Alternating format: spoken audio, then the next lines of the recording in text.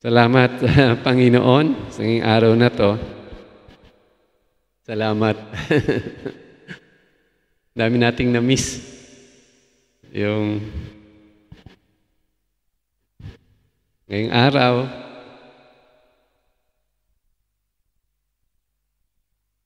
sa tingin nyo, ngayon, may pangako ba ang Diyos na hindi pa nagkakaroon ng katuparan? O ano yung pangako ng Diyos na hanggang ngayon hinihintay natin matupad? Very good. Pagbabalik. Kasi halos lahat ng pangako na ng Diyos natupad na except yung pangako ng kanyang muling pagbabalik. Tama yon. Sobrang tagal na. Yung iba nakalimutan na. Ibang Kristiyano parang baliwala na yung pagbabalik ng Panginoon habang nabubuhay, hindi na masagi sa kanilang isip yung, yung ganitong katotohanan. No? Yung iba nga, sabi ni Peter, 2 Peter chapter 3, verse 4, nangungutya na. Sabi nila, namatay na nga, nangamatay na yung mga magulang namin. Nasaan na yung pangakong pagbabalik ng Panginoon? So, yun yung sitwasyon ngayon. At naniniwala ko, maraming mga tao, hindi man nangungutya, pero parang hindi na sumagi sa isip nila. Hindi kagaya noon, tayo iniisip natin na paano kung ang Panginoon dumating mamayang gabi? Nakahanda ba ako? Ngayon, parang bihira man na may ganitong pag-iisip sa atin habang nabubuhay. Nawala na yung excitement sa pagbabalik ng Panginoon, wala na to sa isipan natin. Dito sa talata o talinghaga na pag-aaralan natin ngayong umaga, may tanong ang Pariseyo, ang konteksto nito, nagtanong ang Pariseyo sa Panginoong Jesus, tinanong nila ang Panginoon. Nasa Luke 17 to. Yung konteksto mo nang sinasabi ko bago natin basahin yung talinghaga, kasi itong talinghagang to, marami ay nami-misinterpret ang kahulugan ng talata at nag-a-assign ng ibang klaseng kahulugan dito na maaaring makasakit lalo sa atin. No? Doon sa Luke 17, verse 20, nagtanong yung mga Pariseyo sa Panginoong Hesus mismo. No? Ang tanong nila, kailan itatatag ang kaharian ng Diyos? So, nandoon ang Panginoon, nandoon ang mga Pariseyo at ang mga Pariseyo nag-toss ng ganitong tanong. Kailan tatatag ang kaharian ng Diyos? Ang sagot ng Panginoon sa kanila, ang kaharian ng Diyos ay nagsimula na. Ito ay natatag sa mga puso ng mga taong nananalig sa Kanya. So, yun ang sabi ng Panginoon sa mga Pariseyo na nagtatanong. At pagkatapos sagutin ng Panginoon yung mga Pariseyo, kinausap niya yung kanyang mga alagad. At sa kanyang pangungusap, sabing gano'n ng Panginoon sa kanyang mga alagad, ang pagdating ng Panginoon ay parang isang kidlat. Biglang dumarating, di ba, na alaala nyo nung binagyo tayo ng Karina, pag may kidlat, hindi mo naman nasaan, bigla na dyan na pala. Ganun kabilis, isang mata, ganun kabilis yung pagdating ng Panginoon. At sabi dito ng Panginoong Hesus sa kanila, pero bago mangyari yan, itatakwil muna siya ng mga tao. Magdadanas muna siya ng hirap at pasakit. Yun yung sabi ng Panginoon sa kanya. So ito yung konteksto ng babasahin nating talinghaga. Kasi pagkatapos ng tanong ng Pariseyo, pagpapahayag ng Panginoong Hesus sa kanyang mga alagad tungkol dun sa kailan siya babalik muli, no? Nagkwento ang Panginoon ng talinghagang ito. Kaya nga, habang piniprepare ko to, isang tanong din ang dumako sa isip ko, paano kaya habang tayo nagsiservice ngayon biglang dumating ang Lord? Diba? Hindi natin naasahan bigla. Paano kung mamayang gabi? Habang tayo natutulog, handa na ba tayo? Handa ka na ba? At gusto mo maging handa sa pagbabalik ng Panginoon. Naniniwala ako itong talinghagang babasahin natin ay patungkol to sa pananalangin sa pagbabalik na muli ng Panginoon. Buksan niyo yun nasa Luke chapter 18, verses 1 to 8. Talinghaga natin, basahin po natin. Isinalaysay ni Jesus ang isang talinghaga upang ituro sa kanila na dapat silang laging manalangin at huwag mawala ng pag-asa.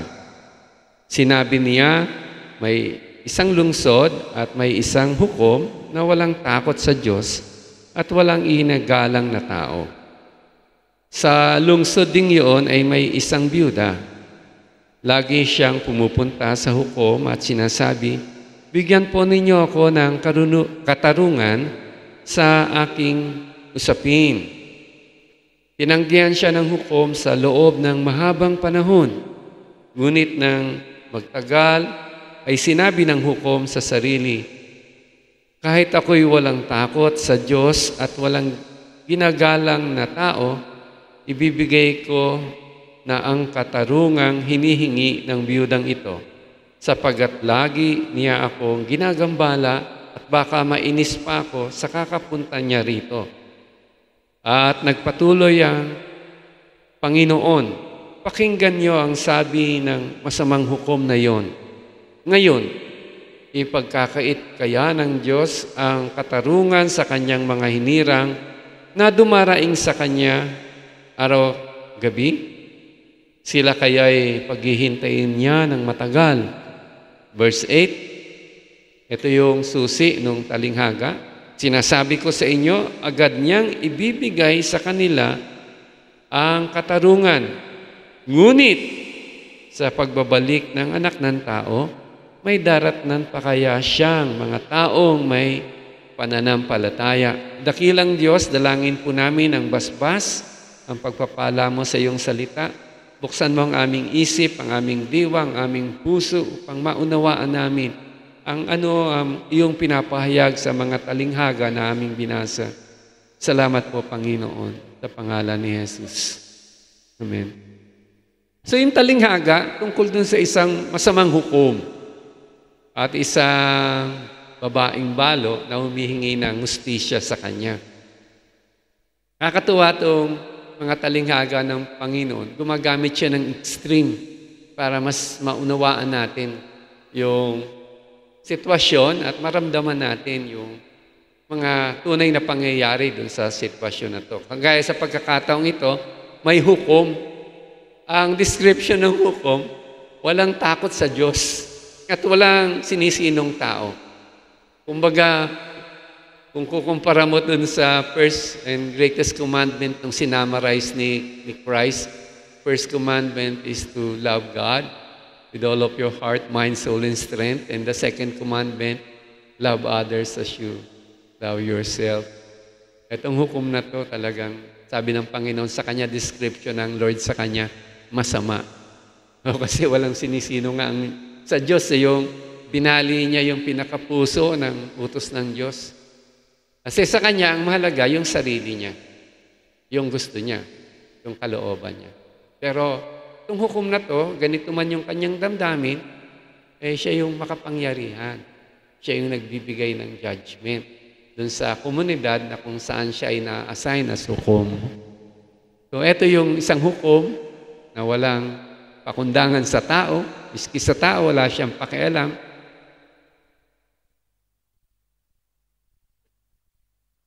Kabaliktaran, dun sa lumalapit sa kanyang babaeng balo, na humihingi ng katarungan. Alam niyo, sa kultura ng mga Hudyo nung panahon na yon, kung pupunta sa korte at hihingi ka ng katarungan, normally ang lumalapit sa korte, mga lalaki. Mas may karapatan silang lumapit dun sa korte. Pero sa pagkakataong ito, yung pagkakahayag ng Panginoon na yung balo, babae, balo, tas maaring wala din siyang kasama na sa buhay. Ang hirap ng walang kasama sa buhay. Yung nagkasakit nga si Sen, hindi kailangan niya mag-alaga. Ako natakot magkasakit eh. Sabi ko, paano kung magkasakit pa ako? Wala na mag-aalaga kay Sen.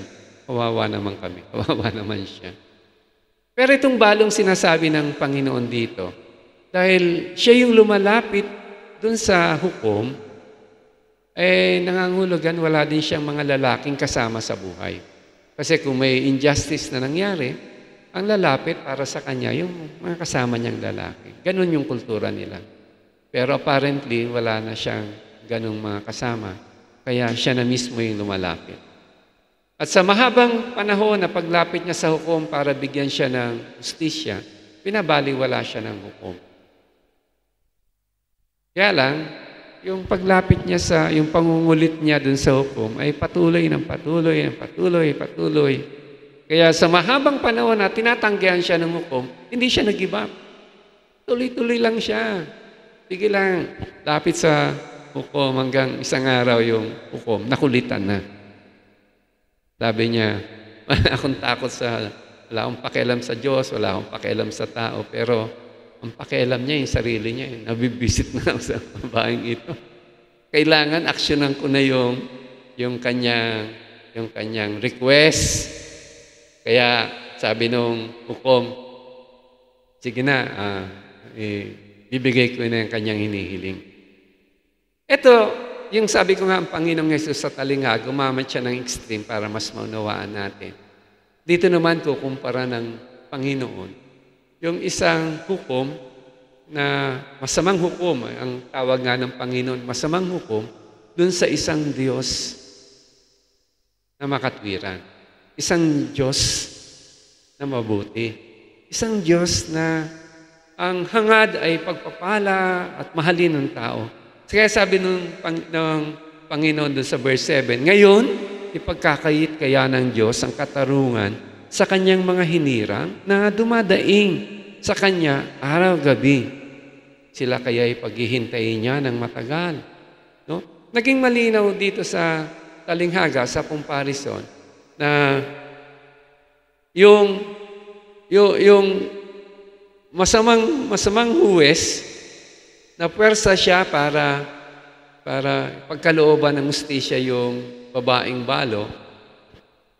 Ang hinahalin tulad ngayon ng Panginoong Hesus, kumpara sa Diyos na mabuti, parang this is a rhetorical question. This is a question that needs no answering because definitely God will hear and answer prayers. Diba? Kaya lang, sa pagkakataong ito, gusto kong maging malinaw na ang talinghaga na sinasabi dito, yung panalangin na binabanggit dito, ay patungkol dun sa pagbabalik muli ng Panginoon. O kasi sa ngayon, maraming gumagamit ng talatang ito sa panalangin. Maging makulit ka sa Diyos at isang araw, mapipilitan ng Diyos na ibigay yung gusto mo, kahit mali. Parang, hindi ganito ang panalangin at ang Diyos hindi naman napepersa ibigay yung kalooban niya sa atin. No? Ang Diyos ay Diyos, may kalooban siya, may gusto siya sa atin. Tayo bilang tao, ang pag-aaralan natin, matupad natin yung kalooban ng Diyos. Hindi pag-aaralan ng Diyos na matupad niya yung kalooban natin, hindi yung baliktad. Ang Diyos, ibibigay niya sa atin yung kalooban niya. At huwag kayong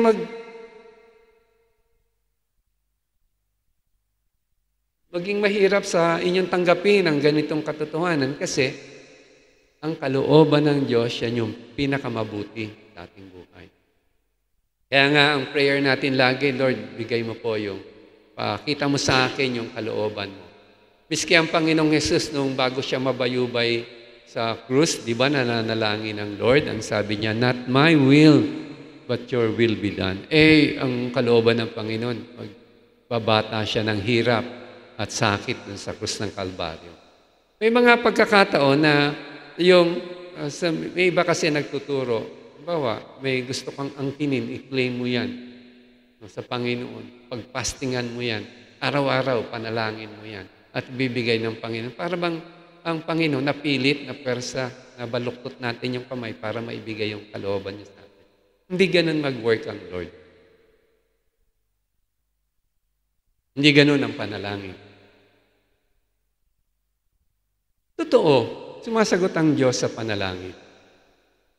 Ako mula nung naging mananampalataya sa Panginoon, hindi ko na mabilang ang dami ng panalangin na tinugunan sa akin ng Lord. Ang aming milagrosong sitwasyon, paano kumilos ang Lord, tumugon sa panalangin. Ang dami niyan.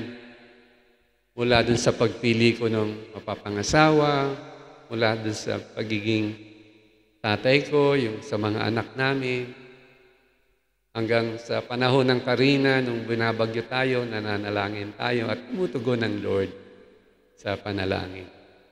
Diba? Nung Karina, ang daming nagdadasal noon. Kasi makita mo yung baha, pumapanik na unti-unti. Parang gusto nang sakupin yung bahay mo. Isip mo yung mga kotse, paano yung kotse? Sabay panalangin tayo. Masagot ang Diyos ng panalangin, pero never na ang kamay ng Diyos ay napipilitit natin para masagot yung ating mga panalangin. Kasi ang panalangin hindi ganyan. Ang gusto lang ipahalin tulad ng Lord dito, yung extreme. Ito nga ang West na pilitan sagutin yung balo na babae kasi nangungulit. Ang Diyos pa kaya hindi tumugon sa panalangin. Anong panalangin yung binibigay sa Lord dito? Yung kanyang muling pagbabalik. Kaya itong talinghagang ito'y patungkol sa panalangin na ang Lord muling bumalik at ang pag-asa natin sa ating puso na huwag nating bibitawan na ang Diyos pabalik para sa atin. Diba? Na isang araw, hindi man natin alam kung kailan, pero ang Panginoon babalikan tayo. Yan yung panalangin na sigurado tutugunan ng Panginoon. Kanina, tinanong ko, ano pa yung pangako ng Diyos na hindi natutupad? Sabi ni Brother Levy, yung kanyang muling pagbabalik. O, totoo yun. Hindi pa natutupad, pero isang araw, matutupad din yan. Gusto kong ipaliwanag na napakaganda ng plano ng Diyos para sa atin. Ang iniisip ng Diyos sa atin ay pawang kabutihan natin. Mula nung ginawa ng Diyos ang sanlibutan, di ba, si Adan, si Eva, perpekto ang mundo noon na ginagalawan natin. Walang problema na kagaya ngayon. Walang bagyo, walang Karina, walang Undoy, walang mga kurap na mga politiko, walang mga mamamatay tao, walang mga kriminal. Nangyayari noon. Walang binabayarang mataas na Meralco o yung sa anumang obligasyon. Ang trabaho nga ngayon, ang hirap Marami sa mga manggagawa ngayon, ayaw na pagod na Diba? Mahirap. Pero noon, hindi ganun ang mundo na nilikha ng Lord. Pumasok lahat ng paghihirap na ito nung pumasok ang kasalanan. Kasi ngayon, ang mga tao, para makilala natin, maunawaan natin ang Diyos, mahabang istorya yung nangyari sa tao. Kung titignan niyo sa Bible survey, ang Lord, ginawa niya muna para makilala natin kung sino yung manilikha, gumamit siya ng isang tao.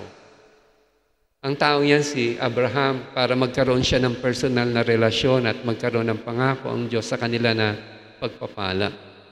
At sa pamamagitan ng taong ito na si Abraham ay naging isang nasyon ang bayan ng Israel. At mula sa bayan ng Israel, dito lalabas yung tagapagligtas. Kasi ang target ng Panginoon, yung buong sanlibutan. Kasi ang tao sa buong sanlibutan ay nalugmak sa kasalanan dahil nga sa pagkakabaksak ng ating unang magulang. Kaya kailangan magkaroon ng kaligtasan ng buong sanlibutan.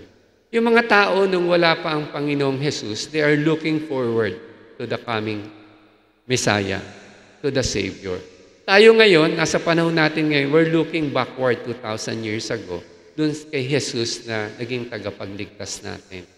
So, para makilala ng mga tao ang Diyos, kasi kailangan mahabang istorya ng kasaysayan ng tao para makilala natin, ito pala ang Diyos na lumikha sa atin.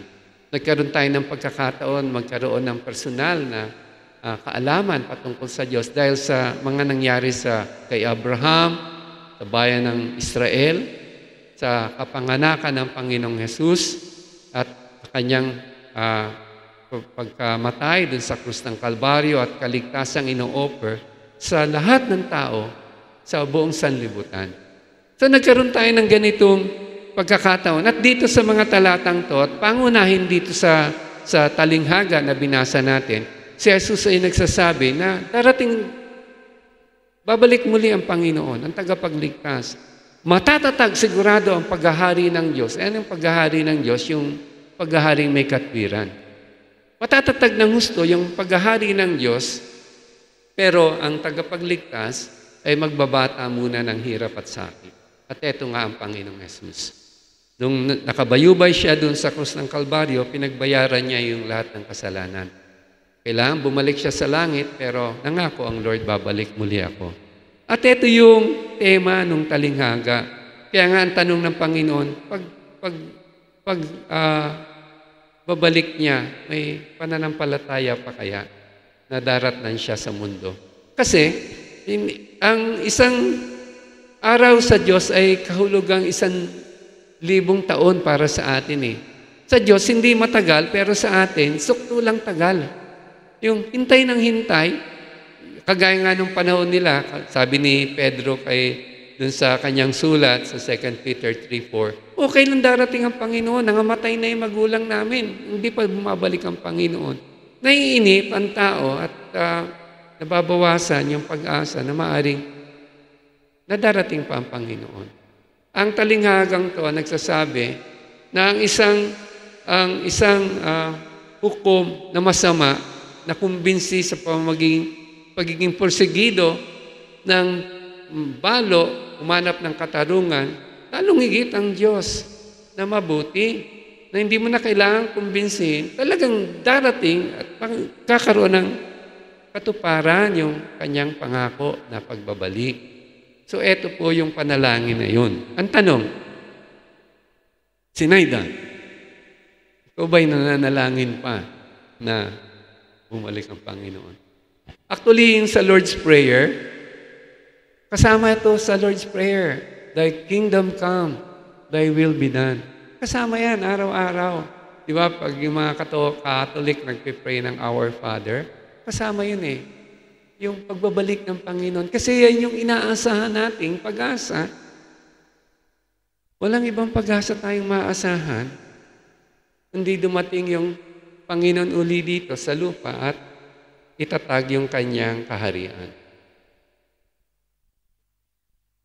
Alam nyo, dun sa Revelations chapter, babasahin ko ito, 22, yun sa verse 20. Ito yung magandang mangyayari yung Revelations chapter 21, verses 1 to 4. Sabi dito, ito yung inaasahan nating mangyayari pagbabalik ng Panginoon. Then I saw a new heaven and a new earth. For the first heaven and the first earth has passed away, and there was no longer any sea. I saw the holy city, the new Jerusalem, coming down out of heaven from God, prepared as a bride beautifully dressed for her husband. And I heard a loud voice from the throne saying, Now the dwelling of God is with men, and He will live with them. They will be His people, and God Himself will be with them and be their God. He will wipe every tear from their eyes. There will be no more death, or mourning, or crying, or pain, for the old order of things has passed away. Ito po yung inaasahan natin at kaya nga dapat tayo nananalangin na Panginoon, bumalik ka na. Dalangin po namin, Diyos, na bumalik na po kayo. Kasi pag bubalik ng Panginoon, magkakaroon ng panibagong order of things. Wala nang iyakan. Wala nang lungkot. Wala nang nerve bulges. Wala nang allergy. Ano bang allergy? Skin allergy o ano. Wala namang sakit. Wala nang cancer. Wala nang high blood, Sister Jazz. Wala na tayong sakit. Yan yung inaasahan natin. Kaya nga, si John, itong pagpapaliwanag ng Panginoon tungkol, kasi sa kanyang muling pagbabalik, ito bago to sa pandinig ng mga alagad. Hindi to, miski mga Old Testament prophets, hindi nila alam ang ganitong katotohanan. Kasi dun sa prophecy ni Isaiah, may sinasabi dun, babalik ang tagapagligtas. Pero may mga parang contradiction dun. May maghahari, pero may maghihirap bago maghari. Yung Panginoong Jesus, dito nagiging malinaw sa mga alagad na ito pala yun. Ito pala yung kumpletong plano ng Diyos ng pagliligtas. At pagkatapos mabayubay sa krus ng Kalbaryo ang Panginoong Jesus, babalik siya at dito matatatag na yung kanyang kaharian. Yung binasa natin kanina sa Revelation, wala na yung lumang order, ngayon ay bago na, may bagong langit at may bagong lupa na. Kaya nga si John yung pinakahuling alagad ni Jesus na nabuhay, at nung siya ay matanda na, si John lang yung namatay ng natural death among the disciples. At nung siya ay nasa katandaan na, nagpahayag ang Lord sa kanya yung revelation, nagawa pa niya yung isulat yung revelation. Siya yung instrumento ng Diyos na isulat yung revelation. At dito naging malinaw sa kanya ang plano ng Diyos na ito, na ang Panginoon ay babalik. Dun sa end ng Revelations, chapter 22,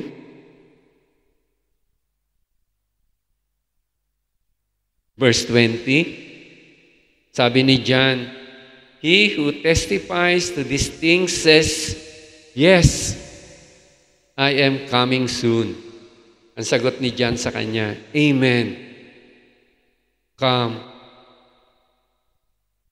Lord Jesus. Darating na ako. Sabi nung kausap niya dito, which is Jesus Christ. Who is Jesus Christ? Ang sagot ni John sa pangwakas ng Revelation, Amen. Sana'y nawa, Panginoon, dumating ka na. Ito yung dapat na maging panalangin natin at tinuturo dun sa talinghaga. Na hindi tayo mawala ng pag-asa. Hindi mabawasan yung katotohanan na ang Panginoon ay babalik para sa atin. Nagtagal man sa isip natin, nangamatay man yung mga naunang mananampalataya sa atin, pero ang sigurado ang Panginoon ay babalik. Yan yung panalangin natin at ang pinangahawakan natin katotohanan dapat sa tuwina. No? Kasi pagka yan yung panalangin natin at pinangahawakan katotohanan sa tuwina, alam niyo, may mga magagandang mangyayari sa ating buhay Kristiyano. Unang-una, may ginhawang dulot ang katotohanan to, ang muling pagbubalik ni Kristo. This will comfort our hearts. Ang hirap tumira kaya sa mundong walang katapusan yung problema. Noon undoy, ngayong karina, bukas hindi natin alam kung ano naman. Mapanganib ang mundo. Hindi enjoyable tumira sa mundong ito. Ang pinapangako sa ating mundo ng Panginoon ay walang ganitong sakit, walang ganitong paghihirap. Walang habas yung korupsyon, di ba, sa tao, miski sa gobyerno. Nung sona ng presidente, pinagmalaki niya, bilyong-bilyong flood control project, pinatupad na. Ngayong 2024, 224 billion, nakakalula. Yung laki ng budget 2023, billion din.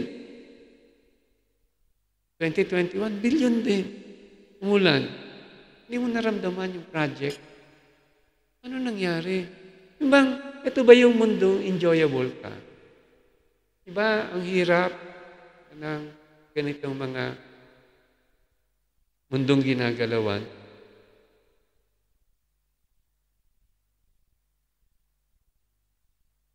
At tapos lang ng pandemic, COVID. Tapos kung parang ang pag-ibig ng tao sa kanyang kapwa ay masyado nang nanlalamig. Kaya hindi ito yung mundong hahangarin natin. Ang comfort natin, isang araw, lahat ng ito ay lilipas din at mapapalitan ko ng panibagong langit, panibagong lupa. Na ang maghahari sa mundo ay ang Panginoong Hesus at ang pagharing ito ay markado ng katwiran, markado ng katotohanan at magandang buhay. Hinahangad natin ang kanyang pagbabalik kasi yung nawala nung unang creation sa panahon ni Adan at ni Eva, pagbabalik ng Panginoon nagkaroon ng full restoration. Diba? Hindi na tayo magdadanas ng hirap. Kapon may dinner yung kapatid ni Sen kapon, umattend kami. May nahulog na papel dun sa floor. Puro mga senior na. Titinginan, no? Sinong pupulot nito? Ang hirap na kasing tatawa ako sa mga kasama nag-eksperimento. Pupulutin, di ba? Pero isipin mo lang na handang huli, kapag bumalik ang Panginoon, wala nang mga ganito. At kapatid, this is for all eternity. Walang panahon dito. Enjoy natin ang Panginoon. Kaya nga, sabi ni John dun sa Revelation, sabi nga nun ng Lord sa kanya, parating na ako. Sabi niya, Amen. So be it. Nawa, Lord, dumating ka na. At itong panalangin ito, dapat nagko-comfort sa puso natin na lalo na't may pinagdadaanan tayong mga matitinding kapagsubukan. Lalo na't hindi natin maunawaan ang direksyon ng buhay. Sa panahon na padami ng padami ang depressed mga taong sobrang hirap ay nawala na sa sarili. Yung pagbabalik ng Panginoon should comfort all of us. Amen ba doon? Pangalawa, ang pagbabalik ng Panginoon, makakatulong to para magkaroon tayo ng dalisay at malinis na pamumuhay. Mahamon tayo mga mananampalataya na magkaroon ng pamumuhay na maayos. Isipin mo na kung darating ang Panginoon ngayon, kumpara mo yan dun sa yung ambisyon mo magkaroon ng maraming pera. Baliwala na sa iyo yung pera. Diba? Pag-aari, bahay, kotse, yung physical appearance natin, na sa panahon ngayon, actually, 528 billion yung budget sa beauty product. Ibig sabihin talagang ginugusto ng taong gumanda yung sarili niya. Pero lahat ng ito, isang araw, lahat ng ito mawawala eh. Naalala ko may isang kakilalang pastor. Sabi niya dun sa kapwa naming pastor noon, nasa Canada na ngayon yung pastor na to na sinabihan niya. At yung nagsabing pastor sa kanya, nandito pa rin nakatira sa Village East. Sabi niya, mayaman yung pastor na yon. Sabi niya dun kay pastor ng isang simbahan dito. Pastor, sabi niya, pag babalik ng Panginoon, nag-iwan na ako dito ng deeds. Anong deed yan? Yung will and testament ko. Sabi niya, na itong bahay na to sa iyo na. Sabi ng pastor na iniwanan niya. Ibig sabihin, hindi ako makakasama. Iwan ako dito. Ayoko nga. Diba? Wala na yung beauty nung ganitong attraction sa mundo eh. Pagka yung mabuhay ka sa ganitong katotohanan, makakatulong sa ito kasi ngayon naman, ang mga tao, bumabaksak tayo dahil masyado tayong attracted dito sa mundo, di ba? Minsan, ang tao sa pagmamahal sa pera, naging mukhang pera na. Hindi na mukhang Diyos. Pero pag tayo, nagmamahal sa Diyos, naging mukha tayo ni Kristo, kawangis ni Kristo. Pero ito yung mga bagay na parang importante sa atin ngayon yung pag-pursue nito, yung ating mga goals sa life. May kinuwento ang Panginoon at nakakatuwang kwento to dun sa Luke chapter 12, 16 to 21. Sabi dito, sinalaysay ni Jesus ang isang talinghaga. So talinghaga ulito. May isang mayaman na umani ng sagana sa kanyang bukirin. Kaya't nasabi niya sa sarili, anong gagawin ko ngayon? Wala na akong paglagyan ng aking mga ani. Alam ko na, sabi niya, ipagigiba ko ang aking kamalig at magpapatayo ako ng mas malalaki. Doon ko ilalagay ang aking ani at ibang ari-arian. Pagkatapos ay sasabihin ko sa aking sarili, marami ka pang naipon para sa mahabang panahon, kaya't magpahinga ka na lang, kumain, uminom, magpakasaya. Ito naman ang kontra dun sa sinasabi niya sa kanyang sarili. Sabi dun sa verse 20, sabi ni Jesus, ngunit sinabi sa kanya ng Diyos, hangal, sa gabi ring ito'y pabawian ka na ng buhay. Kanino ngayon mapunta ang nilaan mo para sa iyong sarili? Ganyan ang sasapitin ng sino man nag-iipon ng kayamanan para sa sarili, ngunit dukha naman sa paningin ng Diyos. So, dito kung nabubuhay tayo na may ganitong panalangin at ganitong pag-asa na pagbabalik ng Panginoon, mas hindi tayo matitempt doon sa mundo, yung lure ng mundo, yung kasaganaan ng mundo. Hindi tayo magagaya dito sa mayamang ito na nagsabi, ang dami ko ng blessing, papagawa ko mas malaki pa, mas madami pa. Pero sabi ng Lord, hangal ka. Kasi ngayong gabi, kukunin ko ang iyong buhay, paano na yan? Iniwan mo din. Ganon din yan pagka tayo nananalangin lagi na Lord, bumalik ka na nga po. Yan po yung pag-asa namin. Nababago niyan yung direksyon ng buhay natin. Hindi tayo nagiging masyadong self-conscious, self-directed, or world-conscious. Mas nakakuha natin yung attraction ng Panginoon. Desire, yung, halimbawa, yung center natin, yung desire, magiging will of God na ang desire natin, di ba? Mas gugustuhin natin na ang hanapin natin yung kalooban ng Panginoon. Kasi yun yung magtatagal Yun yung for eternity. Amen? Tapos yung pangatlo na magandang mangyayari sa atin kapag may ganito tayong panalangin at pananalig sa buhay, sa pagbabalik ng Panginoon, magkakaroon tayo ng sigasig sa pagbabahagi ng mabuting balita. Kasi marami tayong mahal sa buhay. Paano na sila? Tayo ligtas, sila hindi. So nagkakaroon tayo dito ng sigasig sa ating pangangaral sa Ebanghelyo. So ang talinghaga na binuksan natin ngayong umaga, ito'y talinghaga tungkol dun sa pananalangin at paghawak sa pag-asa sa muling pagbabalik ng Panginoong Jesus. Na kung etong pananalangin na ito, your kingdom come, at ang pag-asang ito namumutawi sa ating mga puso, ito'y babago ng ating buhay.